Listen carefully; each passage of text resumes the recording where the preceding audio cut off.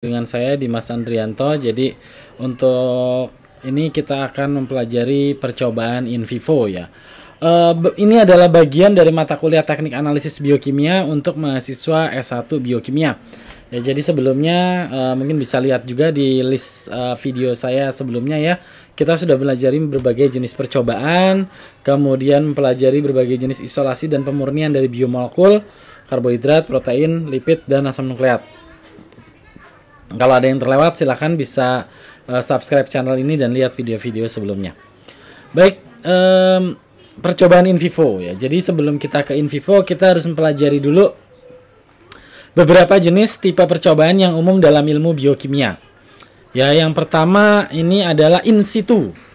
In situ artinya in itu kan di ya, situ, di situ gitu ya. Jadi percobaannya dilakukan pada kondisi lingkungan sebenarnya atau lokasi lapangan. Percobaan in situ umum dilakukan pada ilmu-ilmu terkait ilmu lingkungan ya. Misalnya kita melakukan percobaan di badan sungai, di danau. Nah, itu in situ. Kemudian yang kedua adalah in vivo. Vivo itu artinya kehidupan, viva ya. Nah, jadi in vivo ini adalah di dalam makhluk hidup. Apa definisi dari in vivo? Yang pertama manusia dan hewan tingkat tinggi. Yang kedua adalah tumbuhan tingkat tinggi. Dan yang ketiga adalah organ. Jadi misalnya mengambil suatu usus ya, misalnya kita mau mempelajari kinetika atau laju penyerapan suatu senyawa atau obat. Bisa senyawa itu dimasukkan ke dalam usus gitu ya. Kemudian diisi pelarut yang sesuai, diikat ujung-ujungnya, dicelupkan ke dalam aqueous atau buffer. Nanti kita lihat adakah senyawa yang kita inginkan menyeberang dari usus ke dalam media buffer itu, kemudian dianalisis. Ya, jadi itu in vivo juga seperti itu. Atau misalnya kulit ya pernah dilakukan, misalnya kulit katak ya dikelupas terus dijepit gitu, dilihat potensialnya, itu juga masih masuk kepada in vivo. Jadi itu in vivo intinya adalah menggunakan manusia, hewan atau tumbuhan tingkat tinggi atau organ. Nah, selanjutnya ada penelitian in vitro. Vitro itu artinya tabung reaksi. Jadi penelitian in vitro ini dilakukan dalam sebuah tabung reaksi atau model. Nah, apa yang dimodelkan? Yang pertama bisa menggunakan tumbuhan tingkat rendah, seperti tumbuhan lumut dan paku-pakuan ya, fern. Ya, jadi itu tumbuhan tingkat rendah. Karena tumbuhan tingkat rendah ini belum punya akar, batang, dan daun sejati. Selanjutnya bisa menggunakan cendawan. Yang paling umum adalah Camir Saccharomyces cerevisiae. Itu umum dilakukan sebagai berbagai hewan model ya. Termasuk ada bimbingan saya yang mengerjakan untuk hewan model penuaan. Jadi Saccharomyces ini adalah eukariot. Dia punya inti sel, dia punya modifikasi pasca translasi. Kita bisa menggunakan itu untuk mempelajari mekanisme penuaan pada sel eukariot. Selain itu bakteri juga in vitro. Virus juga in vitro. Sel dan organel itu juga in vitro. Sel ya, misalnya kultur sel atau sel tunggal larva Artemia salina ya, larva udang Artemia. Itu larvanya berupa sel tunggal, satu sel. Jadi ini hitungannya in vitro, bukan in vivo. Kalau udang utuh yang kita gunakan sebagai percobaan itu adalah in vivo. Jadi beda ya. Selnya sudah berdiferensiasi atau belum. Kalau sel kultur ya, misalnya kita pakai di media tumbuh sel atau di cawan Petri, selnya seragam, itu in vitro karena selnya seragam, belum berdiferensiasi. Nah, tapi kalau udah organ itu kan udah ada diferensiasi, itu adalah in vivo. Ya, selanjutnya organel. Nah, ini juga bisa dilakukan. Dulu kita pernah melakukan waktu ada ultrasentrifus, kita memisahkan mitokondria misalnya. Kita mengukur berapa misalnya kita masukkan ke mitokondria itu asam lemak, berapa laju degradasinya itu bisa diukur, atau beda potensialnya itu bisa diukur. Jadi organel juga in vitro.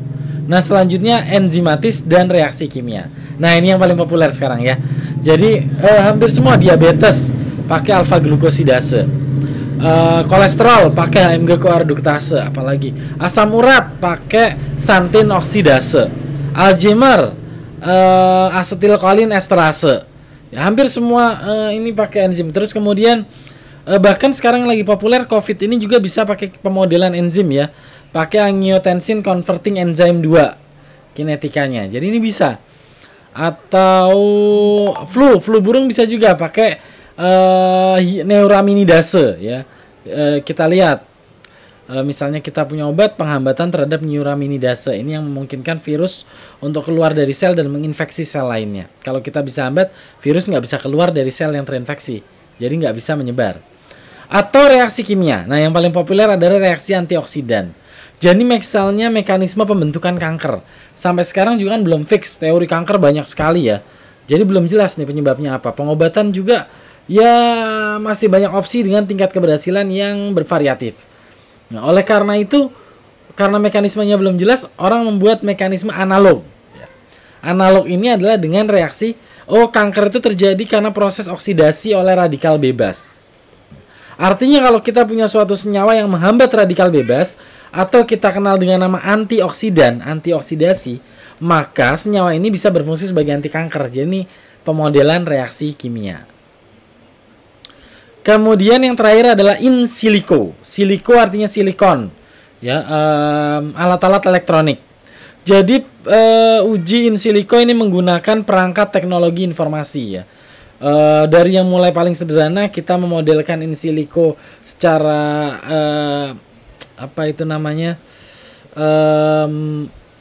voltametri ya, cyclic voltametri ya, kita memodelkan reaksi kimianya, listrik yang terlibat di situ. Atau kita naik lagi pemodelan secara molekuler ya, dengan yang namanya docking. Kita punya enzim, kita punya senyawa, dilihat nih masuk enggak, bisa menghambat reaksinya tidak, atau mempercepatnya sebagai modulator, sebagai aktivator, dan yang lain. Atau bahkan lebih maju lagi, sekarang ini ada beberapa peneliti yang misalnya membuat pemodelan sel, misalnya sel darah ya, sel darah merah saya pernah baca. Jadi sel darah merah ini dibuat sel darah merah virtual di dalam komputer. Saat kita berikan suatu senyawa, nanti dia akan bereaksi kemana gitu ya. Jadi ini bisa juga seperti itu. Jadi itu in silico semua itu. Nah, jadi setelah kita mengetahui berbagai jenis percobaan, dalam kuliah ini saya akan bahas mengenai metode in vivo. Minggu depan insya Allah kita akan pelajari metode in vitro. Nah, metode in vivo persiapannya seperti apa, data yang diharapkan seperti apa, samplingnya gimana. Nah, ini yang akan kita pelajari. Oke, jadi yang pertama adalah jenis percobaan in vivo. Ya, saya punya beberapa pengalaman melakukan percobaan in vivo ya. Mulai dari yang paling kecil, misalnya kita menggunakan ikan ya, ikan mas untuk melihat toksisitas ya, racun terhadap suatu senyawa terhadap organisme. Karena ikan mas ini yang paling sensitif. Tapi sekarang di beberapa negara maju mereka sekarang banyak peneliti yang sudah menggunakan zebrafish. Ya, ikan zebra utamanya karena dia memproduksi luciferase, jadi bisa berpendar di bawah fluorescence. Jadi kita bisa lihat pengaruhnya secara genetika, itu lebih maju lagi. Nah, selanjutnya juga saya punya pengalaman misalnya dengan mencit ya, pasti tikus itu wah banyak sekali uji yang pakai tikus ya, diabetes sampai kepada kosmetik ya, penyembuhan luka, jerawat tikus tuh. Nah, terus kemudian kelinci saya juga pernah coba untuk anti kolesterol. Ya, selanjutnya ada juga ayam. Nah, ini yang menarik nih. Ayam jantan, ayam jago. Untuk afrodisiak atau ya yang bikin cowok-cowok pada semangat itulah ya. Jadi itu. Nah, terakhir ini ada juga misalnya penelitian menggunakan hewan-hewan ternak ya, ternak. Misalnya kambing atau sapi. Nah, nanti saya juga akan cerita nanti terkait etika penelitian hewan, karena ini sekarang juga yang penting kalau kita melaksanakan suatu penelitian in vivo. Oh iya, penelitian manusia, jangan lupa ya, ada juga penelitian manusia. Tapi itu di luar kompetensi saya ya, jadi saya tidak akan bahas jauh ke sana, mungkin sedikit saja. Baik, percobaan in vivo itu ada dua jenis sebenarnya. Yang pertama ada yang namanya evaluasi. Kita ingin melihat apa yang terjadi pada suatu populasi atau bisa juga studi kasus. Dan yang kedua induksi perlakuan. Nah, ini yang sangat populer. Nah, sekarang kayak misalnya vaksinasi ya. Jadi ada vaksin baru, ini efektif tidak untuk suatu populasi atau dalam hal ini populasi rakyat Indonesia misalnya. Nah, itu kita sampling. Nah, yang pertama adalah uji keamanan dan toksisitas. Suntik orangnya, kasih vaksin. Aman apa enggak sih? Jangan sampai malah nanti menimbulkan suatu efek samping, bukannya jadi kebal malah jadi sakit gitu ya. Nah, ini tentu yang tidak kita inginkan. Jadi uji keamanan dan toksisitas. Yang kedua, uji khasiat ya, baik itu tadi vaksin atau obat ya. Jadi uji khasiat dicobakan kepada yang sakit. Nah, kalau obat sebenarnya lebih jelas ya, misalnya obat diabetes. Itu kalau hewan coba ya, pada hewan coba kita akan sakiti dulu ya. Ini kasihan juga sih. Kita bikin diabetes, terus kita obatin. Kita lihat khasiatnya. Nah, kalau uji vaksin saya nggak tahu uji khasiatnya gimana. Apakah kemudian dia dikasih vaksin terus dikumpulin satu ruangan sama orang yang sakit, ngeri ya malah ya. Jadi nggak tahu tuh. Nah, terus yang ketiga uji peningkatan kualitas hidup ya, atau kosmetik. Jadi ini misalnya kondisi normal orang. Kalau kita mengalami penurunan, namanya kita sakit. Untuk mengembalikan kondisi normal itu namanya obat. Tapi pada kondisi normal sekarang kita kesejahteraan meningkat.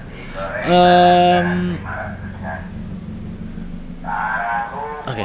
Ya, jadi sekarang kita kesejahteraan meningkat ya. Posisi kita di sini. Dengan kesejahteraan meningkat, orang punya dana berlebih untuk saya mau ngapain lagi ya? Oh, mau meningkatkan kualitas hidup. Wah. Mau naik. Nah, ini namanya kosmetik ya, peningkatan kualitas. Misalnya aja mau kulitnya jadi illuminating. Oh, apa itu illuminating? Ya kalau orang-orang bilang glowing ya.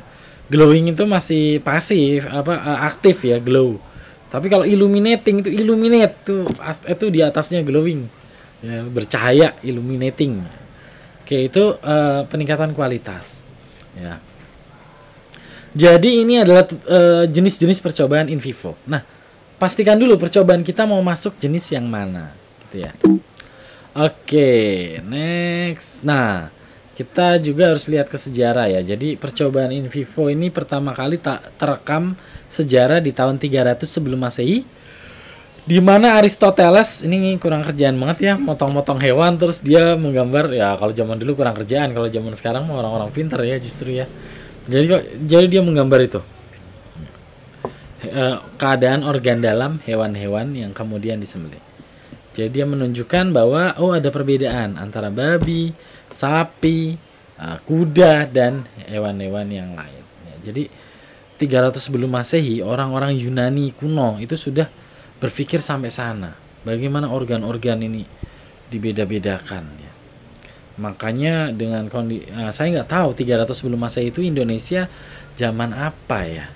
Kayaknya Majapahit juga belum. Majapahit itu mungkin 700 Masehi ya, saya lupa ya, jadi ini lebih mundur lagi, nggak tahu udah ada orang belum di Indonesia ya. Tapi kalau mereka 300 sebelum Masehi kayak gini ya, kita yang udah sekian 2000 tahun Masehi ya harusnya nggak lagi pakai hewan untuk mindahin penyakit gitu kadang.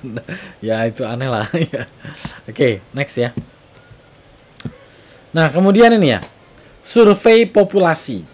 Jadi kalau kita ingin melakukan suatu percobaan, itu kan pasti kita ingin dong percobaan kita nanti akan diaplikasi. Aplikasi ke siapa? Ke masyarakat luas. Atau dikenal dengan istilah populasi. Misalnya ini vaksin kepada segolongan orang nanti akan digunakan untuk seluruh masyarakat Indonesia. Nah, dalam kita menentukan populasi ini harus jelas populasi yang akan dianalisis ini apa. Gitu ya. Nah, ternyata vaksin ini mau dikerjakan untuk orang Indonesia. Oh, kalau gitu kita perlu sampling orang Indonesia. Jadi memang benar bahwa vaksin ini vaksin dari Cina, di Cina kenapa harus diuji lagi di Indonesia? Emang diuji lagi di Indonesia karena genetik orang Indonesia dengan genetik orang Cina itu beda. Nah, sebenarnya kita Indonesia ini lebih rumit lagi karena kita punya yang namanya ras. Genetiknya orang Melayu, orang Jawa, orang Dayak, orang Papua, orang Timor beda-beda genetiknya. Dan itu bisa ada variasi gen sehingga menyebabkan efek vaksin bisa beda. Makanya itu harus diuji lagi. Ya, ini populasi. Tapi ya idealnya sih yang jual juga nguji dulu ya gitu ya. Nah, ya itu off the record lah. Nah, terus kalau kita sudah menentukan sampling, kita harus cek apakah ini akan reproducible. Kalau penelitian dijalankan kemudian diaplikasikan kepada masyarakat luas, apakah hasilnya akan sama? Nah, ini penting sekali ya. Kalau hasilnya nggak sama, waduh, bahaya nanti ya. Terus kemudian pasti dalam suatu percobaan itu ada asumsi. Asumsi apa sih? Nah, asumsinya orang ini dia tidak punya penyakit lain. Dipilihlah sampling orang-orang yang sehat. Asumsinya ini semua orang produktif. Dipilihlah antara usia 20 sampai 40 misalnya gitu. Padahal nanti kenyataannya bisa aja orang kakek-kakek nenek-nenek umur 70 divaksin. Bisa aja bayi umur 2 tahun divaksin. Nah, itu efeknya gimana? Ntar kita ada tuh. Ntar kita pelajari juga ya.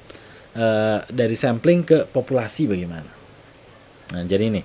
Tapi jangan sampai seperti ini ya. But they were randomly selected, padahal anak kembar semuanya. Gitu ya. Jadi random ya random gitu ya. Nah, terus kemudian ini untuk human subject, subjek manusia. Lihat responden dan fungsionalitasnya. Artinya untuk apa responden ini? Apakah bisa digantikan dengan hewan model? Kalau bisa, tidak perlu ada penelitian dengan manusia gitu. Atau paling tidak ini sebagai pengantar sebelum ke manusia. Ya, jadi semua ini sebenarnya semua kok. Obat ya, misalnya obat. Sekarang saya sedang mengerjakan obat anti kanker misalnya.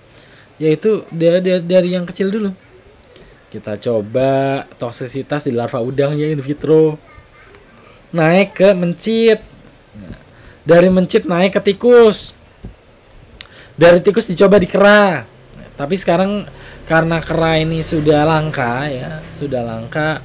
Dan kera ini memiliki emosi yang mirip dengan manusia. Beberapa aturan animal welfare tidak membolehkan pakai kera. Jadi kadang bisa lompat dari tikus langsung ke manusia. Ya, jadi itu. Nah, sama seperti vaksin ini belum diuji nih di kera, langsung dia dari tikus langsung ke manusia. Gitu ya. Jadi bisa seperti itu. Nah, terus kemudian proses biologi dan pemodelan penyakit. Contoh gini. Saya ingin menguji proses atau saya ingin menguji, oh ini sampel saya punya aktivitas vitamin C. Aktivitas antisariawan. Bukan vitamin C, aktivitas antisariawan. Terus diuji hewan cobanya apa? Tikus. Ya nggak bisa. Tikus nggak pernah sariawan kok. Diuji ke sapi nggak pernah sariawan kok. Coba sapi bibirnya besar gitu sariawan. Gimana? Ini ya saya punya obat flu. Diuji kemana? Diuji ke babi. Nggak bisa. Babi itu nggak pernah kena flu. Ya. Sejorok itu babi itu nggak pernah kena flu. Coba babi kalau kena flu udah hidungnya besar begitu terus kena flu melel, aduh serem banget ya. Jadi babi nggak kena flu ya. Tapi flu burung bisa, atau penyakit flu, virus flu itu bisa masuk ke babi tapi tidak menyebabkan sakit, malah dia akan masuk sel pencernaannya bukan sel pernapasan dan terjadi rekombinasi. Tapi itu bahasannya beda lah, nggak di mata kuliah ini ya. Intinya pemodelan hewan, pemodelan penyakitnya ini harus jelas. Kayak misalnya diabetes itu banyaknya yang pakai emang tikus. Kolesterol, penyakit kolesterol itu lebih pas kalau kita pakai kelinci.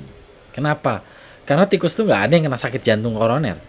Pernah lihat gitu tikus lagi nyebrang jalan terus tiba-tiba mati? Nggak ada. Tikus segendut apapun dia nggak akan kena jantung koroner. Orang dia makannya fast food bekas-bekas gitu. Kelinci bisa kena jantung koroner. Kelinci kan biasanya makannya herbivore ya, wortel, jagung, rumput ya, begitu kita ganti sama yang daging-daging jantung koroner dia mati dia ya, jadi pakai kelinci. Nah, kemudian morfogenetik ya, ini agak dalam saya tidak bahas. Keterkaitan antara konsep dan kondisi sebenarnya. Nah, ini sebenarnya mirip dengan pemodelan. Nah, pertanyaan dan jawaban yang diharapkan. Jadi hipotesis kita tuh apa? Nah, ini penting dalam mempertimbangkan pemilihan hewan coba. Terus contoh model sistem, proses dan penyakitnya, kualitas informasinya ya, semakin banyak hewan, semakin banyak sampling, maka semakin terpercayalah data itu. Dan aksesibilitas informasi, terutama kalau pada kondisi manusia ya, percobaan manusia. Misalnya saja ini saya pernah punya penelitian yang terkait aksesibilitas informasi. Gini. Sebagai contoh misalnya penelitian diabetes. Saya punya background penelitian diabetes bahwa sekian orang Indonesia menderita diabetes. Ya, maka kita perlu obatnya. Saya sampling. Ya, tanya kuesioner. Apakah Anda suka makan manis? Ya. Apakah Anda diabetes? Tidak. Saya bisa cek. Saya cek langsung cek. Pakai glukometer. Wah, salah Pak, Anda diabetes. Nah, itu aksesibilitas informasi. Kita bisa akses informasinya. Yang lain gimana? Informasi yang memiliki aksesibilitas rendah. Biasanya terkait genetik, atau ada contoh yang lain. Saya pernah melakukan ini ya. Saya tadi cerita tentang penelitian afrodisiak pakai ayam. Nah, backgroundnya bahwa banyak pria-pria itu yang menderita disfungsi seksual. Nah, oleh karena itu perlu afrodisiak. Nah, survei ya, survei. Apakah Anda merokok? Ya. Apakah Anda impotensi? Pasti jawab tidak. Dan tidak bisa dicek. Gimana ngeceknya? Nggak bisa kan? Nggak bisa dicek. Jadi kalau kayak gitu gimana? Kita nggak punya aksesibilitas informasi. Nah, oleh karena itu akhirnya saya dekatkan. Saya bikin kurva hubungan antara penjualan rokok dengan penjualan obat-obatan afrodisiak. Ternyata ada polanya. Kalau pakai survei yang ada yang ngaku. Coba ini, ada nggak nih yang rokok nih? Hati-hati aja ya. Dan itu irreversible loh. Nanti di kuliah yang lain ya, irreversible itu. Sekali kamu kena itu, kamu nggak akan bisa balik gitu. Lah, kok kan ada obatnya itu? Obatnya itu, semua obatnya itu akan adiktif. Artinya sekarang kamu minum 1 butir, besok 2 butir terus, sampai akhirnya kamu nggak boleh minum lagi karena overdosis. Akhirnya kalau udah nggak boleh minum gimana? Pakai obat suntik. Yang paling ngeri itu kalau udah pakai, saya lupa namanya, vandamisin, valinomisin, lupa saya. Jadi itu harus disuntik langsung. Ya, di atasnya pembuluh darah yang di atasnya itu tusuk, ces, suntik. Udah disuntik butuh waktu reaksi selama 1 jam. Dan cuman bereaksi selama setengah jam. Nah, sengsara kan? Makanya jangan merokok ya.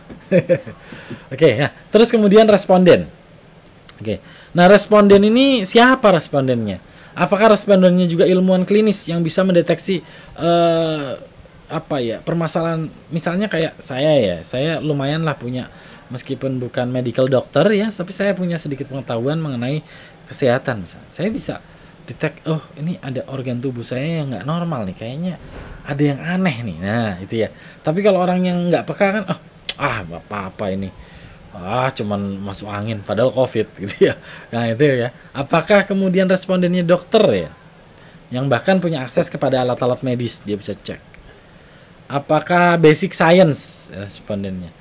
Atau respondennya masyarakat umum? Nah, ini yang paling populer nih ya kalau di anak-anak, kalau bikin PKM, bikin roti-roti atau apa, respondennya mahasiswa, teman-temannya sendiri. Ya, terus kemudian apakah dia pasien atau masyarakat umum? Nah, ini harus ditentukan. Oke, nah kemudian fungsionalitas responden. Bagaimana laju fungsi responden ini? Nah, biasanya untuk kepentingan penelitian, kepraktisan penelitian, responden ini harus pada satu waktu. Tapi ada juga, terutama kalau di Indonesia sih jarang ya. Kalau di luar-luar itu penelitian yang panjang sekali. Jadi responden diambil antara bulan ini tahun sekian, saya bulan ini tahun sekian. Penelitiannya itu bisa 3 tahun misal. Itu kalau di luar negeri ada yang kayak gitu. Di sini jarang. Ya, penelitiannya biasanya 1 waktu aja. Tapi bisa juga sih, atau kalau nanti ada yang tertarik di sini ya, belajar genetika. Mungkin ada yang tertarik belajar genetika gajah gitu ya. Gajah itu hamilnya 22 bulan. Jadi kalau nungguin anaknya lahir itu, teman-teman yang S2-nya udah pada lulus semua ya, 22 bulan. Hampir 2 tahun. Ya, jadi itu kalau penelitian-penelitian yang praktis itu 1 waktu. Kemudian bagaimana pertimbangan pengaruh gender dan genetik? Cowok dan cewek responnya pasti beda ya. Genetik belum lagi. Tadi saya bilang ras di Indonesia. Oh, beda banget. Ya, efek-efek itu beda banget. Misalnya obat malaria ya.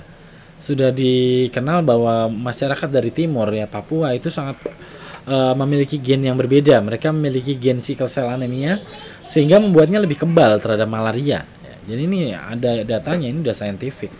Gitu ya. Jadi untuk hal-hal yang seperti ini kita harus cek. Feedback ya, apa sih yang kita harapkan dari responden? Datanya seperti apa? Buatlah kuesioner yang menarik, yang nggak membuat orang memaksa. Kalau perlu kasih door prize gitu ya. Jadi semangat ngisi kuesionernya. Untuk penelitian baru, bagaimana model penelitian Anda akan membantu manusia secara umum?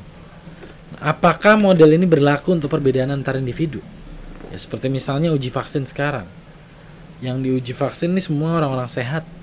Tiap hari dikontrol oleh dokter, suhu, berat badan. Kalau ada yang nggak normal 1 aja langsung ketahuan. Begitu kita divaksin, apa yang harus kita lakukan? Sebisa mungkin tuh kita meniru apa yang dilakukan oleh masyarakat itu tadi. Masyarakat yang dijadikan sampling tadi. Kita ukur berat badan tiap hari, tensi, oximeter, suhu. Kalau kita enggak, bahaya.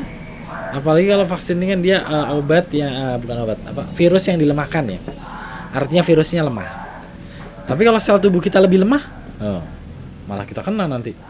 Udah kena positif, kagak ada obatnya lagi, belum ada obatnya. Waduh, repot juga ya. Jadi ini bagaimana model ini berlaku. Nah, apa batasan dari model? Nah, modelnya ternyata dipakai untuk orang usia sekian sampai sekian. Nah, idealnya tidak dipakai untuk usia di luar model gitu ya. Ekstrapolasi, karena bisa jadi ada efek samping yang tidak diinginkan. Ya, yang paling populer adalah model Minamata ya, sindrom penyakit Minamata itu bukan Minamata, apa ya? Aduh, saya lupa. Ada dulu obat di Jepang ya. Jepang itu mereka membuat suatu obat untuk mencegah ibu-ibu hamil mengalami mual. Ya, obatnya bagus, efeknya bagus, sukses. Tapi kemudian ternyata ada efek obat ini terhadap bayi, yang membuat bayinya menjadi cacat, yaitu matanya jadi bergeser ke samping sedikit sini. Jadi posisi mata bergeser, posisi otak berubah, sehingga menjadi idiot anak-anaknya.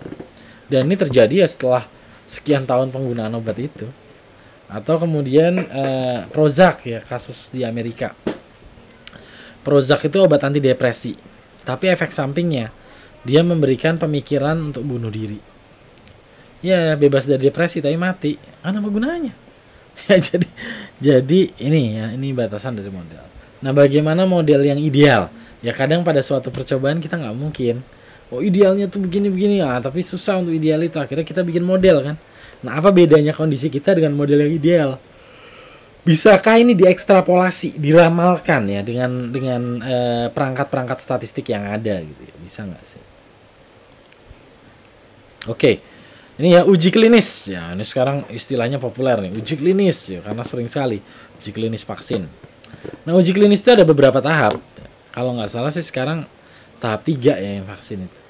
Tahap 1 suportif terhadap perlakuan umum. Apa itu suportif? Misalnya gini, yang gampang sebenarnya untuk obat ya. Misalnya gini, uji obat diabetes, atau sekarang ini kalau saya sedang melakukan penelitian ya untuk obat anti kanker. Yang pertama itu namanya uji suportif. Suportif itu adalah jadi ada pasien ya, ada pasien yang kena kanker. Nah, pengobatannya dia jangan berhenti, dia pengobatannya tetap jalan, tapi ditambahkan dengan obat kita. Itu namanya suportif. Tahap 1 harus selalu suportif. Karena bisa kalau obat kita gagal gimana coba? Makanya harus pakai obat yang umum. Tahap 2 komplement, artinya nanti ada 2 kontrol, ada 2 grup ya. Kalau yang tahap 1 tadi kan grup yang pertama menerima obat dan menerima formula baru yang punya kita. Kelompok 2 menerima obat komersial dan menerima placebo atau obat bohongan. Nah, kalau yang tahap 2 menerima obat komersial dan menerima obat kita. Tahap 3 uji terhadap pasien umum. Jadi udah nggak pakai kontrol lagi, semua ke pasien umum. Nah, tahap 4 uji terhadap konsumen. Jadi sebenarnya konsumen itu adalah diuji juga. Makanya kalau ada obat baru atau apa, saya beli suplemen kan buat penelitian atau apa. Terus dihubungin. Selamat pagi kakak. Ya, kami mendapat data kakak karena kakak telah membeli ini dari platform kami di Shopee misalnya. Jadi gitu ya. Nah, itu mereka dalam hal apa sih? Ngumpulin data. Ya, mohon bisa menjawab kuesioner ini, dikasih link, ting, ya kita isi link. Ya, untuk 100 pengisi pertama maka akan mendapatkan tumbler cantik. Ya, gitu kan biasanya ya. Padahal mereka dapat lebih berharga dari tumbler, yaitu data kita. Database kita. Bagaimana kita setelah minum obat itu segala macam. Jadi sebetulnya kita adalah bahan uji coba yang bayar. Kalau tahap 1, tahap 2, tahap 3, ini mereka uji coba yang dibayar dan diamati. Enak dibayar dan diamati. Kita nanti ini keempat uji konsumen nih, kita adalah uji yang kita yang bayar gitu. Wah, ini juga. Jadi dan bisa sih banyak cerita-ceritanya tentang obat-obat ini. Ya kalau mau browsing itu salah satunya, saya lupa yang Jepang apa. Kalau yang Amerika namanya Prozac, Prozac, itu bisa dicari ceritanya. Menarik tuh. Oke ya, jadi anyhow apapun itu uji klinis itu hanya ada 2 kelompok. Kelompok kontrol dan kelompok out of control. Ya bukan ya. Kelompok sampel ya, bukan out of control. Ya, jadi itu. Loh Pak, kelompok normal bagaimana? Nggak boleh. Kalau untuk penelitian manusia itu tidak boleh ada kelompok normal yang nggak dikasih apa-apa. Apalagi kelompok yang disakiti. Aduh, nggak boleh. Kasihan sekali ya disakiti. Jadi nggak boleh. Semua kelompok harus menerima manfaat dari suatu penelitian. Baik yang kelompok kontrol perlakuan maupun kelompok yang kita kerjakan. Nah, pengelompokan, nih ada dua ya tadi, kontrol dan perlakuan. Jadi kontrol itu ada 3 jenis kontrol. Yang pertama kontrol tanpa perlakuan, hanya pada hewan coba atau istilahnya kelompok blanko ya, atau normal. Nah kalau hewan coba malah lebih kejam lagi. Kadang ada kelompok kontrol negatif. Nah sekarang itu kadang nggak boleh tuh kelompok kontrol negatif. Ya, kelompok yang hanya disakiti, nah itu sekarang nggak boleh kadang. Pada beberapa aturan etik udah nggak boleh. Yang kedua kelompok placebo. Placebo ini adalah obat bohong-bohongan, padahal bukan obat. Tapi itu tadi ya, placebo hanya boleh pada terapi suportif. Kalau komplemen ada yang dapat placebo, nggak boleh. Yang ketiga adalah kelompok komersial. Jadi terhadap obat komersial yang sudah ada. Nah, baru ada kelompok perlakuan dengan variasi subjek, variasi konsentrasi, terserah. Mau variasi yang seperti apa, yang penting terjawab pada bagian metode penelitiannya. Nah, placebo itu adalah untuk mengeliminir ya manusia. Karena manusia ini, kita ini punya perasaan. Ih, rasanya minum ini enakan deh badan. Padahal enggak, sugesti aja. Gitu, makanya ada placebo. Ya. Jadi ini, I feel much better. Padahal cuma feel ya. Padahal rasa itu bisa bohong. Ya, jadi nggak bisa pakai rasa ya, harus kuantitatif. Oke, nah kalau kita baca-baca hasil penelitian, kenapa sih ada hasil yang kontradiktif? Oh, vitamin merusak ginjal. Oh, vitamin bagus kok. Vitamin untuk pneumonia bagus. Vitamin bisa mencegah ini, mencegah itu. Tapi vitamin berbahaya. Bagaimana ini? Saya kadang bingung. Di satu sisi, misalnya kalau kita ambil contoh vitamin C aja, ini menarik kasusnya ya. Vitamin C, ada ambil data 1. Kebutuhan vitamin C manusia normal 60 mg per kilogram, 60 mg per hari. Oh, 60 mg per hari. Dikit banget ya. Nah, Sonsi aja udah 500 mg. Adem Sari 60 mg. IP 50 mg. Udah cukup 2 butir lah. 100 ml cukup. Tapi di sisi lain ada lagi studi yang menyatakan bahwa 1000 mg vitamin C cukup untuk menjaga kesehatan kulit. Waduh, untuk menjaga kesehatan kulit doang 1000 mg. Jadi sebetulnya kalau saya sakit saya perlu berapa miligram? Kan gitu pertanyaannya. Menjaga kesehatan kulit 1000 mg. Tinggi banget ya. Nah, terus coba kita lihat. Pada konsentrasi 5000 mg, vitamin C menyebabkan menginduksi kerusakan ginjal. Aduh, ini gimana? Pada katanya 60, katanya 1000, 5000 berbahaya. Jadi gimana gitu. Nah, ini tiap penelitian punya batasan atau limitation. Dan selalu ada konteks. Dan seringkali penelitian itu juga gimmick, itu bisa jadi. Gimmick, tapi gimmick apa ya? Ya jadi gini. Kadang juga penelitian itu kan saya misalnya harus membuktikan, saya punya suatu obat. Saya harus membuktikan bahwa obat ini bekerja pada 80% populasi. Misalnya klaim saya 80%. Saya punya 10 sampel. Berarti kan minimal tuh 8 sampel saya harus sembuh. Misalnya gitu ya. Nah, saya harus buktikan ini agar penelitian saya bisa dimasukkan ke jurnal, ditulis bagus dan dipublikasi dan dilanjutkan. Bisa nggak? Bisa. Ada peluang gagal? Pasti ada. Terus gimana cara minimalisir peluang gagal? Tambahin aja hewan cobanya. Tambahin hewan cobanya 12. Ternyata yang sembuh 8, yang sakit 4. Ya, berarti oke, sebentar. Iya. Iya, saya sendiri. Makasih ya.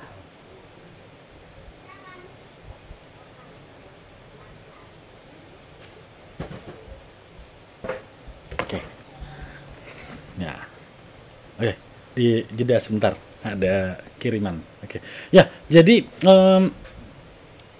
kenapa bisa ada hasil yang kontradiktif ini ya? Karena selalu ada konteks penelitiannya. Tadi situ misalnya 8, 4. Nah, 4 dari 4 yang sakit dilaporin 2, jadi tetap 10. Kadang bisa seperti itu. Ya, ini mah nggak boleh, nggak jujur. Tapi ya nggak tahu lah. Toh apa ya? Kalau tidak ada peneliti yang mengulangi itu juga nggak akan ketahuan. Oke, selanjutnya ini ya. ilmu-ilmu kesehatan dan penelitian itu juga sebuah seni selain daripada sains.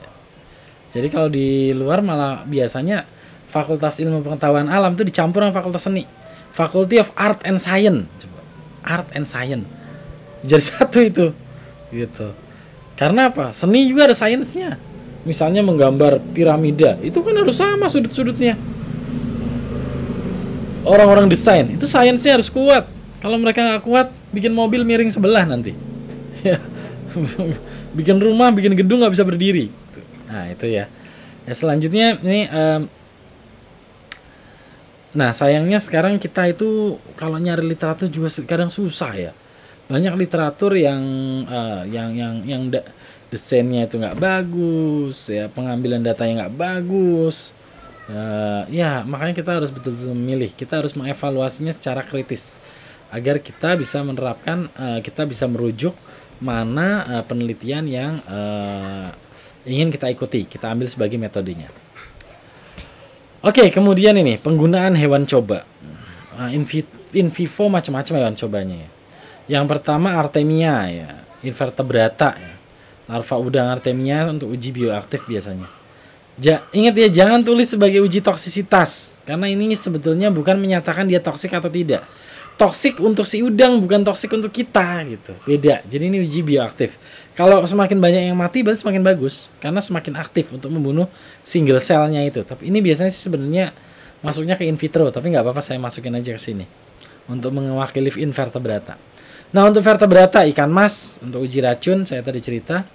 Nah, ikan zebra dia punya fitur luciferase pewarna gen. Ya, jadi lebih jelas. Kemudian ayam, uji peningkatan massa otot. Oh iya ini ya, untuk androgen. Nah, jadi kalau untuk uji-uji binaraga itu pakainya ayam. Karena ayam jago, ayam jantan itu peningkatan massa ototnya sebanding dengan testosteronnya. Uji kesuburan untuk laki-laki itu pakainya ayam. Tapi kalau uji kesuburan untuk perempuan lebih bagus di mencit ya, karena siklusnya lebih jelas. Siklus bulanannya. Enggak bulanan sih sebetulnya kalau mencit ya, pokoknya ada siklusnya. Ya, jadi mencit rentang uji luas. Tikus rentang uji luas. Banyak sekali bisa diuji dengan mencit dan tikus. Kemudian kelinci, uji penyakit zoonosis. Apa itu zoonosis? Penyakit yang bisa menular ke manusia. Ya, karena banyak sekali penyakit kelinci yang bisa menular ke manusia. Ya seperti kutunya, gatal-gatal, jamur itu bisa nular. Makanya kalau yang punya kelinci, hati-hati ya. Jadi harus diobatin. Kemudian uji metabolisme lipid. Karena metabolisme lipid kelinci, metabolisme lemak kelinci sama dengan manusia atau mirip dengan manusia. Beda sama tikus. Tadi saya cerita, tikus tuh nggak bisa kena jantung koroner. Kalau kelinci bisa. Uji vitamin dan mineral untuk kelinci. Karena kelinci bisa kena sariawan. Kalau tikus nggak bisa. Kambing dan sapi. Uji peningkatan massa otot dan produksi susu. Primata ya, kera biasanya monyet ekor panjang, Macaca fascicularis, uji penyakit manusia spesifik, misalnya Ebola. Ya. Termasuk ini juga bisa nih. COVID ini diuji di kera bisa juga. Nah, tapi itu tadi etikalnya di kera itu aturan etisnya ketat sekali. Nah, ini ya kalau kita bahas aturan etik, ya nggak semua hewan ini perlu aturan etik. Jadi apa? Seperti misalnya uji dengan sapi ya. Uji peningkat massa otot ini nggak perlu aturan etik. Kenapa? Kalau saya mau tingkatkan massa ototnya, berarti kan sapinya mau saya kasih yang enak, bukan mau saya sakiti. Ayamnya mau saya kasih makanan yang enak-enak, biar massa ototnya meningkat. Nggak perlu aturan etik. Orang dia kita kasih senang-senang. Kalau uji anti diabetes pakai aturan etik, dia kita sakiti, gitu ya. Jadi beda ya. Termasuk kayak misalnya uji untuk konsumsi manusia. Uji daging ya, nggak perlu aturan etik. Kalau pakai aturan etik itu nggak akan ada yang lolos karena aturan etik ini dibikin barat. Nggak boleh disembelih hewan, mereka dietanasi, disetrum, disuntik. Ya ini kan kalau buat kita yang muslim jadi nggak halal ini kan. Nah jadi nggak boleh aturan etik itu kalau bukan nggak boleh. Jadi tidak pakai aturan etik kalau penelitian terkait hewan ternak. Ya karena hewan konsumsi disembelih nggak ikut aturan etik. Malah justru itu lebih beretika sebetulnya karena kan langsung mati kan. Tapi kalau di strum aduh kasihan, disuntik lagi mati pelan-pelan gitu kan ya. Oke ya, jadi nih protes-protes terkait animal research ya. Tapi pembelaan ilmuwan Ya ini orang-orang ini bisa protes karena gara-gara animal research mereka punya umur 23,5 tahun lebih panjang. Penelitiannya gitu. Ya nggak tahu lah bener apa enggak. Tapi memang ini sangat bermanfaat ya. Dulu sebelum ada hewan coba, para penjajah Eropa itu pakai orang beneran buat obat. Jadi ada anak kembar nih, vaksin cacar atau obat cacar. Yang satu disuntik, yang satu dikasih vaksin, yang satu enggak, terus dua-duanya disuntik penyakit cacar. Dulu kayak gitu. Jepang juga sama. Lebih ngeri lagi Jepang. Mereka punya divisi 471 yang di Manchuria. Itu melakukan uji manusia, divisi biologisnya itu. Jadi kalau ada obat baru ya udah. Ada terutama paling suka kalau dapat anak kembar. Satu dikasih penyakit, dua-duanya dikasih penyakit, yang satu diobatin, yang satu enggak, terus diamati hasilnya. Sadis kan? Nah sekarang Cina sekarang melakukan itu. Yang terakhir namanya CRISPR, percobaan CRISPR ya. Jadi penelitinya menyadari bahwa ada gen yang bertanggung jawab terhadap penyakit kanker payudara. Nah untuk menguji ini bukan sih gen yang berperan di kanker payudara, dapat bayi kembar ya, di rahasia ya di sana kan punya anak maksimal 1. Kalau punya 2 diambil sama pemerintah. Nah terus jadi anak kembar ini yang satu diedit gennya pakai metode CRISPR itu. Ini kalian bisa cari kok beritanya banyak kalau di web science gitu ya. Jadi yang satu diedit gennya, gen penyebab kanker payudaranya itu delete, yang satu enggak. Nanti diamati kalau udah dewasa berkembang kanker payudara enggak. Jadi gen diedit coba. Ngeri ya. Itu manusia lagi kan, perempuan. Saya lupa namanya siapa. Pernah baca artikelnya. Itu tuh kejadian kayaknya 2 tahun yang lalu kalau nggak salah. Jadi lumayan baru lah. Setahun apa 2 tahun yang lalu ya. Ya itulah. Jadi ini mengerikan. Ya ini ya, orang-orang protes, stop animal research, have mercy. Ya. Kalau kucing protesnya keep the mice for us. Ya. Mereka mau. Jadi dulu juga kita ya di biokimia tuh biasanya kalau tikus percobaan udah selesai, kita kumpulin, kita bawa ke taman safari. Nanti bisa ditukar sama tiket gratis. Dulu jadi buat kasih makan ular. Tapi sekarang nggak mau lagi mereka karena khawatir tikusnya bekas percobaan apa yang kemudian menyakiti ular-ularnya mereka. Gitu, jadi nggak bisa lagi. Jadi sekarang kita harus musnahkan sendiri. Nah, sejarah etika hewan nih ya. Yang pertama tahun 65 ada Paperlakavich, ini apa ya? Domba atau apa gitu.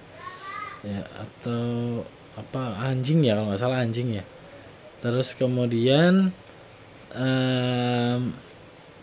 setelah dilacak ketemu di rumah sakit dan kemudian mati karena suatu percobaan. Sehingga para pecinta hewan itu marah. Tahun 66 ada Animal Welfare Act ya. Di Indonesia sendiri penelitian hewan coba diratifikasi di Komisi Etik Penelitian Kesehatan Balitbangkes Kemenkes, itu yang paling tinggi. Tapi biayanya murah sih. Saya pernah coba kalau nggak salah satu proposal itu bisa 1 juta. Tapi gini, bisa aja misalnya nih ada 3 mahasiswa nih atau 4 mahasiswa ya. Penelitiannya ada benang merahnya. Kalian jadikan satu proposal itu, masukin. Jadi dihitungnya satu proposal. Gitu. Jadi satu proposal bisa buat rame-rame. Izinnya satu izin buat rame-rame. Nah, kalau di IPB sendiri ada 2 komisi etik, komisi etik manusia ya di bawahnya FEMA, sama komisi etik hewan di bawahnya FKH. Jadi kalau butuh bisa ke sana. Oke, ya ini jadi ini kera yang dipakai sebagai hewan coba, ini anjing ya, concentration camps ya, kasihan ya. Oke, nah selanjutnya desain suatu percobaan. Ada 2 desain secara umum dari suatu percobaan hewan, yaitu endpoint design. Endpoint ini artinya titik akhir. Artinya percobaannya ada hari 0, terus perlakuan sampai pada hari akhir. Nah, bisa diterminasi atau bisa cukup diamati saja tergantung desainnya. Satu jalan, jadi ini endpoint. Yang kedua namanya crossover design. Apa itu crossover? Jadi gini, pada penelitian endpoint saya punya dua kelompok, kelompok A, kelompok B. Kan bisa aja ada variasi antara kelompok A dan B kan. Jadi nanti hasil saya nggak jelas. Nah, jadi untuk menghindari variasi ini, kelompok A dan B, ini ada namanya desain crossover. Jadi saya lakukan suatu percobaan kelompok A dan B. Nah, pada hari terakhir, misalnya 2 minggu, stop. Ya udah stop 2 minggu. Setelah 2 minggu stop, maka saya wash out. Artinya saya kasih pakan standar lagi. 2 minggu lagi misalnya ya. 2 minggu wash out, semua parameter kembali ke normal, saya tukar. Kelompok A jadi B, kelompok B jadi A. Ini namanya crossover. Terus percobaan lagi 2 minggu, dia ukur lagi. Nah, jadi dari dua data ini nanti dibandingkan. Ini bisa mengeliminir efek genetik dari hewan coba. Jadi jelas hasilnya betul-betul valid. Itu namanya crossover. Kelemahannya jadi lama percobaannya. Tapi kalau keuntungannya itu, jadi variasi genetik rendah. Sekarang ini nggak disukai percobaan crossover karena hewan-hewan sekarang sudah dibuat menjadi satu genetik yang sama. Kalau zaman dulu kan dia silang-silang kawin nggak jelas. Kalau sekarang dia udah bikinan lab genetiknya sama semua. Tapi kalau di Indonesia sih masih nggak begitu. Kecuali ayam ya. Kalau kamu penelitian pakai ayam, kamu bisa pergi misalnya saya dulu dapat sponsor dari Carun ya, Carun Pokapan. Carun Pokapan itu ada di Serpong ada di Serpong kalau nggak salah itu pabriknya. Nah itu dapat ayam minta 100 misalnya 200 itu bisa dipilih, genetiknya sama, umurnya sama, beratnya sama, bisa. Udah industri itu. Jadi ya kalau kayak gitu udah nggak ideal, crossover itu udah nggak perlu, sekali jalan sama semua genetiknya gitu. Oke ya, terus kemudian untuk penelitian hewan jangan lupa ya, kita di biokimia kita ini bukan dokter. Ya meskipun saya ini dokter bukan dokter ya, jadi beda. Ya, jadi ini ya, hey my pup is sick, are you a doctor or a PhD? Beda ya. Filosofi dokter sama dokter itu beda. Jadi ya nggak bisa menjudge semua. Apalagi kalau ada efek samping, ada hewan coba yang mati selama perlakuan. Harus kita bedah. Kalau ada dokter hewan lebih bagus. Kalau nggak ada, kita bedah, kita foto, kita kasih ke dokter hewan, minta tolong dibaca. Ini seperti apa sih hasilnya gitu ya, karena mereka lebih kompeten. Kemudian kalau kita dapat hewan dari sumber lain, kita nggak ternak sendiri, selalu punya makanan kontrol. Ada tahap adaptasi. Kita terima hewannya, kita kasih makanan, kita tanya ke yang jual, biasanya dikasih makan apa? Gitu ya. Ini tikus dari Amerika, oh ya kasih Coca-Cola dulu untuk adaptasi sebelum nanti dikasih jamu gitu ya. Jadi dikasih Coca-Cola dulu seminggu. Nah, ntar kalau udah seminggu ganti air putih. Nah kalau udah seminggu air putih baru kita kasih perlakuan, kita kasih jamu gitu. Kalau begitu datang langsung dikasih jamu, stres dia nggak mau minum. Gue biasa minum Coca-Cola dikasih jamu langsung, marah. Tapi kalau dia udah istirahat, dia udah nyaman, diganti minumnya, baru mau dia gitu ya. Sama kayak orang ya. Terus kemudian hewan itu harus sejahtera. Jangan tempatnya, kandangnya itu kotor, tempatnya sempit, bau, nggak ada lampunya. Aduh jangan. Nanti hasil penelitiannya tidak sesuai yang kita inginkan. Ya harus sejahtera. Apa sejahtera? Harus bersih. Jadi mahasiswa harus rajin bersihkan kandang. Ya. Harus bersih. Tersedia ventilasi yang cukup. Syukur-syukur pakai AC. Ya. Sehingga bisa diklaim hewan dipelihara pada suhu sekian derajat Celcius. Gitu. Jadi pakai AC. Wah kamar saya aja nggak pakai AC pak. Ya iya hewan cobanya pakai AC. Pakai AC. Ya kalau hewan-hewan yang harus dicuci ya dimandikan gitu. Nah ini kasih shower sendiri nih, dia bisa mandi sendiri gitu. Jadi bersih. Nah jadi seperti itu. Nah kemudian nih pengamatan berkualitas ini ya, saya sering kali terima foto dari mahasiswa, foto nggak jelas, jadi kameranya resolusi rendah, lagi di foto tikusnya goyang-goyang, aduh, yang kelihatan pantatnya doang, aduh. Jadi ini foto ini harus bagus. Kalau perlu hewannya dibersihkan dulu lah, dilap dikit, jadi bagus. Jadi kita bisa lihat mana, oh ini katanya matanya katarak, di zoom bagian matanya. Jangan nanti udah difoto terus di zoom di laptop pecah. Jadi itu harus. Nah sekarang ini sebenarnya udah enak loh.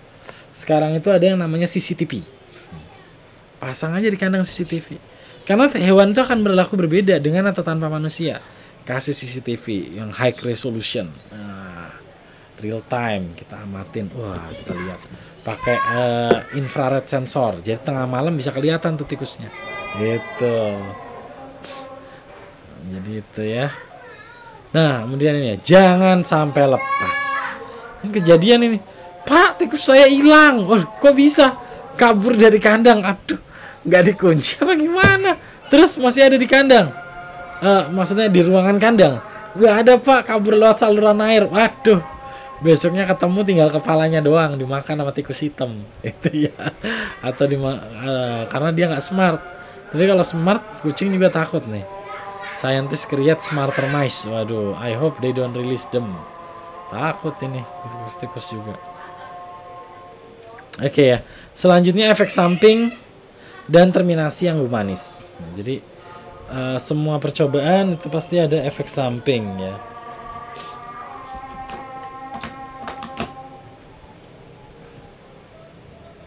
Oke. Ya, jadi ada efek samping. Nah, apa yang terjadi kalau ada efek sampingnya? Yang pertama, protokol spesifik. Makanya metode itu harus jelas. Jangan sampai nanti di lab, di kandang, ini gimana nih? Aduh, nggak bener itu deh. Harus jelas.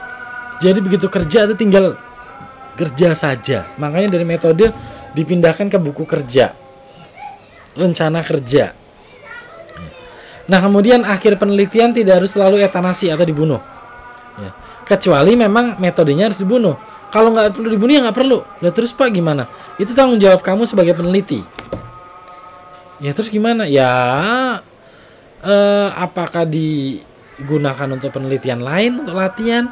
Apakah kemudian digunakan sebagai pakan hewan, mencukupi rantai makanan? Itu tugas peneliti. Tapi tidak boleh kemudian hewan coba disia-siakan hidupnya, langsung dibunuh, dibuang gitu saja, nggak boleh itu. Ya, jadi selalu terapkan metode yang humanis jika ada efek yang tidak diinginkan. Ya tadi eutanasi, terus kemudian dibedah. Kalau saya biasanya saya akan bedah lagi. Saya nggak butuh data hati, data ginjal, ya bedah lagi, saya analisis hatinya, ginjalnya. Tidak ada yang terbuang. Karena apa? Hewan coba ini sudah berkorban untuk ilmu pengetahuan, tidak boleh disia-siakan. Dilempar, dilepas gitu aja, dibuang. Biar aja ntar juga pada mati dimakan tikus hitam. Jangan, nggak boleh, nggak humanis itu ya. Nah terus kemudian pada pengamatan in vivo ya, ini keunggulan in vivo nih.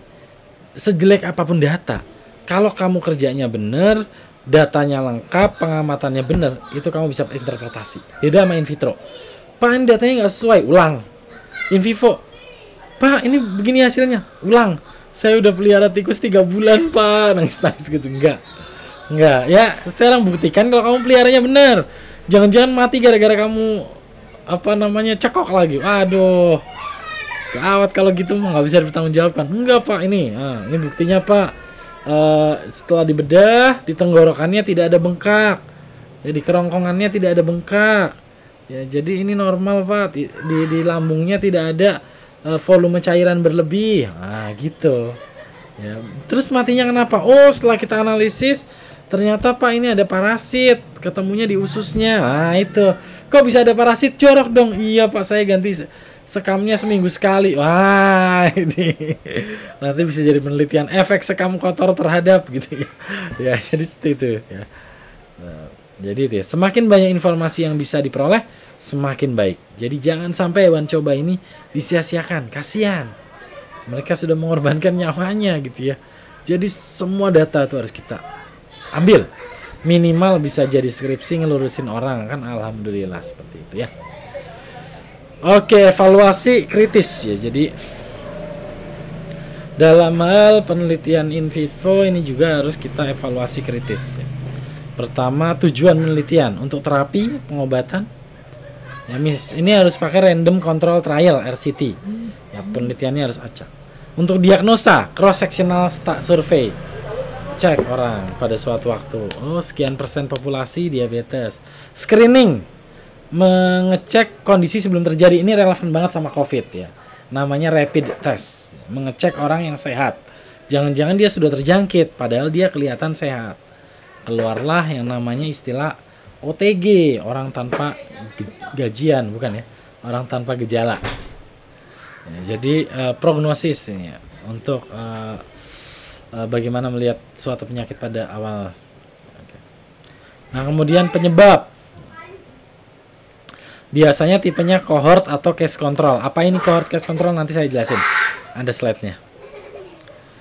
Nah, kemudian nih, validitas. Validitas penelitian berdasarkan tujuannya. Apakah ini layak? Terus kemudian apakah semua subjek itu bisa memenuhi kriteria percobaan? Apa percobaannya harus blinding? Blinding itu artinya gini, saya pernah melakukan double blind. Percobaan double blind itu artinya sono nggak tahu, sini nggak tahu. Jadi gini, double blind misalnya saya analisis bakso waktu itu ya. Jadi analisis kandungan babi pada bakso. Bukan babi ya sih, analisis kandungan hewan non halal pada bakso. Jadi pada penelitian ini bukannya saya beli ke tukang bakso terus saya analisis. Kalau gitu nanti saya bisa punya sentimen.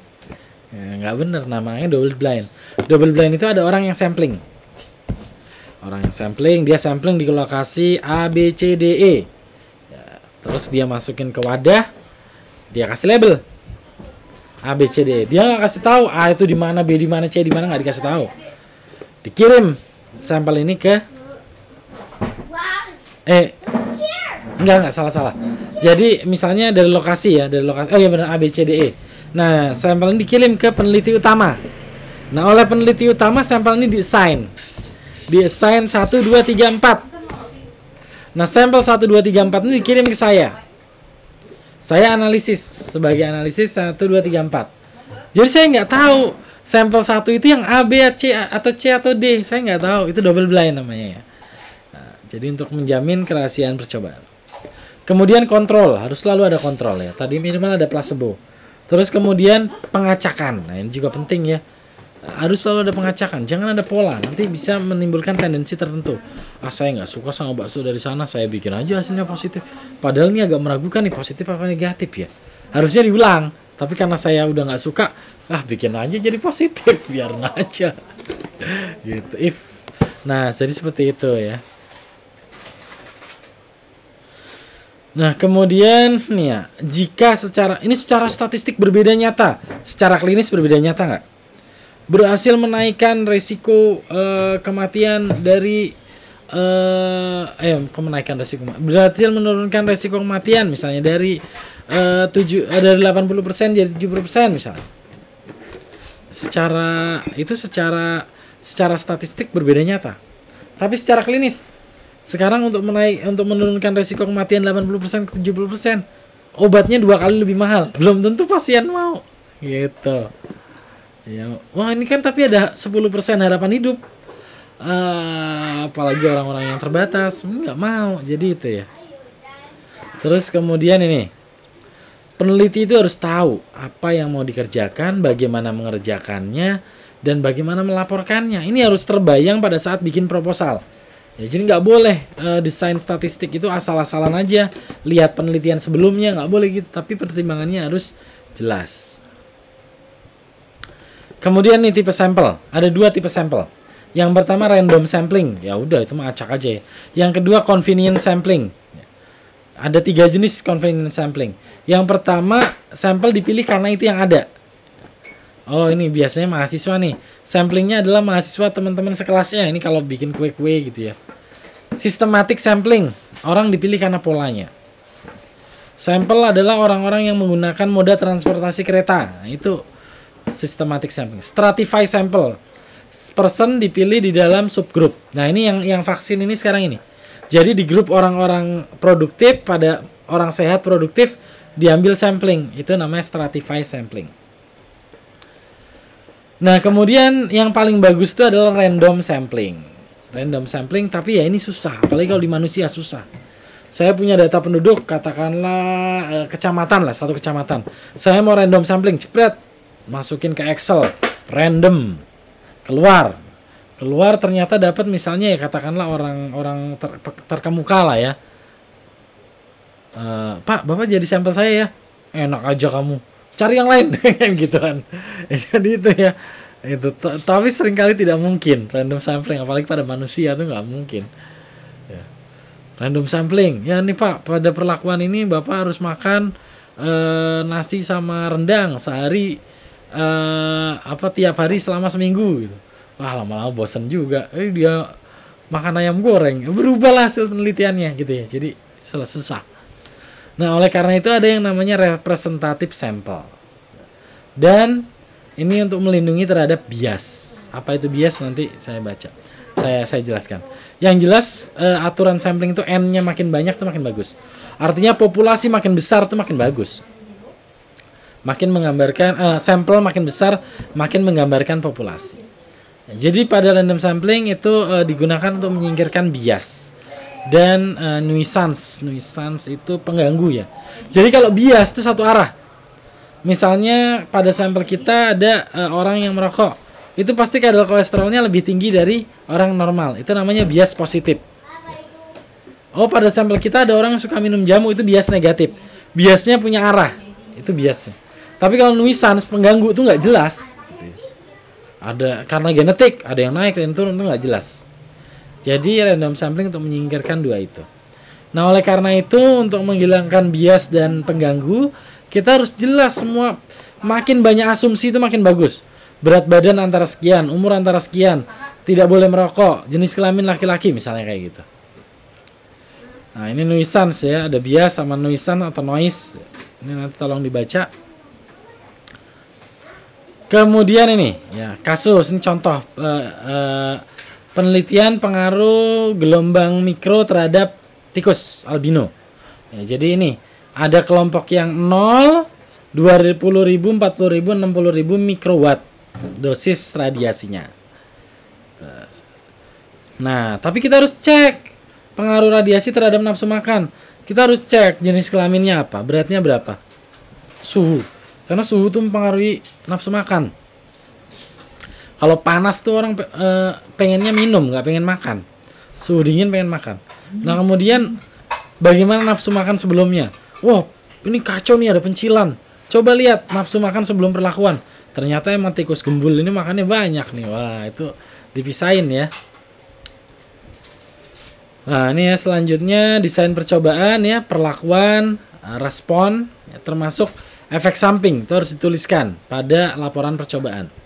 Dan kovariat atau faktor lain yang penyerta. Ya, jadi kayak tadi misalnya saja penelitian kolesterol, kovariatnya apakah orang ini punya berat badan berlebih atau tidak.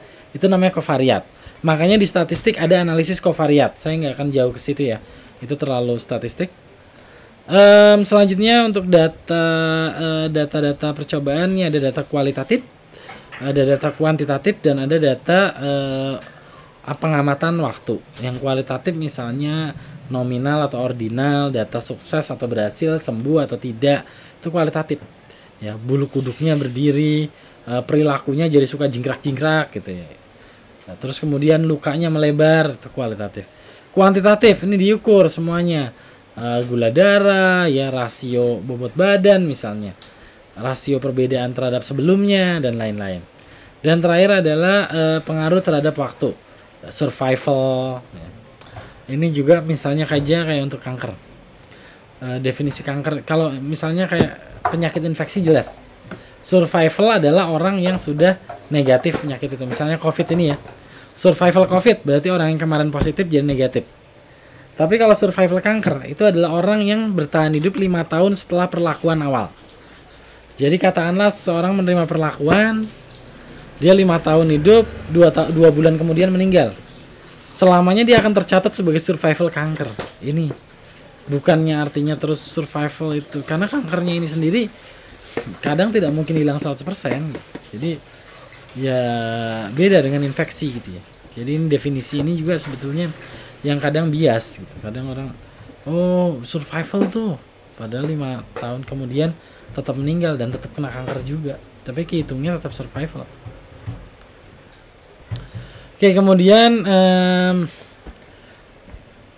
hipotesis ya, hipotesis kondisi lingkungan, apa keadaan akhir yang diinginkan. Terus jumlah hewan coba atau jumlah sampel yang dianalisis. Statistical power. Nah, ini ada teorinya sendiri. Tipe 1 dan tipe 2 error. Itu juga ada teorinya sendiri, nanti terlalu jauh statistiknya.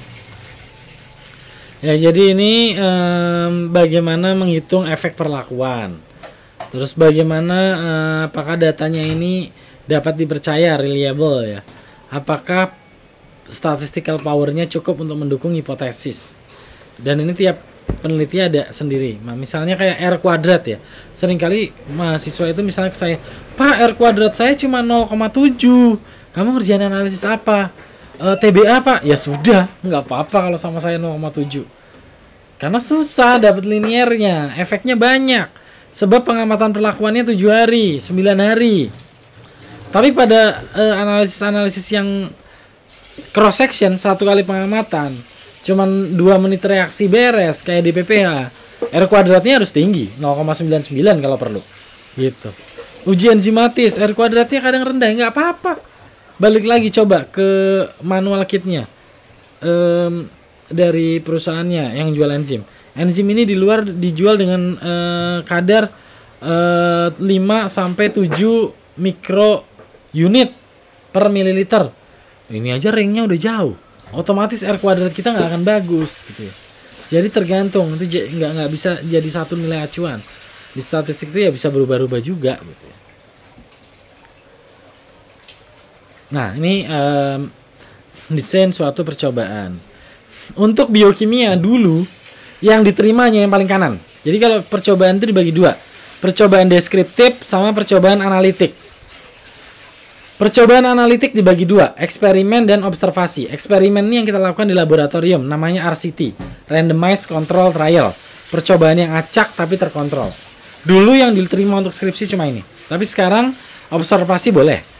Studi kasus boleh jadi skripsi. Cohort itu artinya ada kasus, tek kita kasih intervensi dari titik ini sampai 2 minggu ke depan misalnya. Descriptive study, ada populasi dan individu. Ini juga dulu nggak boleh, sekarang boleh. Apalagi dengan adanya meta analisis, ya boleh jadinya. Ya, populasi, individu. Individu itu ada 3, case report, ya studi kasus, case series, kumpulan dari berbagai kasus. Jadi kayak kedokteran banyak nih yang kasus case report sama case series nih banyak kalau kedokteran. Cross sectional ya. Oke, nah terus kemudian observation versus eksperimen. Observation itu kalau kita tidak memberi suatu perlakuan, hanya mengamati saja. Eksperimen itu kalau kita memberikan suatu perlakuan tertentu. Nah, ini misalnya studi jantung koroner. Nah, bagaimana kolesterol bervariasi terhadap umur, gender, pendidikan, tekanan darah. Pendidikan berpengaruh ternyata terhadap kadar kolesterol. Nah, sekarang yang lebih menarik. Nah, ini harus dikeluarkan nih faktor-faktor ini sebelum kita menentukan sampel. Ya, baru nanti kita bisa outcome-nya adalah serum total kolesterol. Faktornya adalah rekam medis yang sebelumnya. Nah, jadi kadang hal-hal yang kayak gini ngaruh. Jadi saya terakhir itu baca penelitian misalnya saja tentang jenis musik. Ya. Jenis musik yang didengar terhadap skor SAT. SAT itu ujian mirip TOEFL bahasa Inggris. Jadi ternyata jenis musik berpengaruh. Ya, orang yang suka mendengarkan musik rock, skor SAT-nya itu jauh lebih rendah daripada orang yang suka mendengarkan musik klasik dan jazz. Gimana kalau dangdut? Nggak tahu juga, nih menarik dianalisis. Jadi berpengaruh ternyata. Terus ini studi diabetes ya.